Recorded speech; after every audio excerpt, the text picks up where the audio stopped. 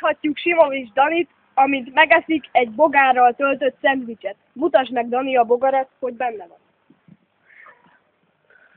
Mozog, és még megy is. Megy. Látható? Itt a szendvics. Belecsomagoljuk. Kis cukorka. Így.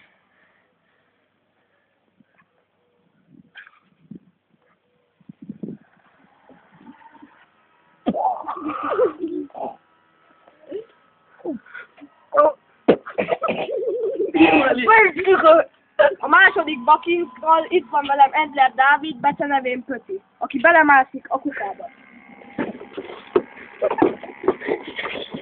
Ne úgy, ne úgy! Várjál! Most így megdöntöm és beleáll. Fogjad, Annika, gyere, fogjad! Geggyűjtet! Az így azt így. Nem félod. Na mindegy, akkor egy lábba vész bele. Jó. Moré! Belemegy. Nem bír bele meg. Na és ki van a kukában? Nézzük meg. Szevasztok!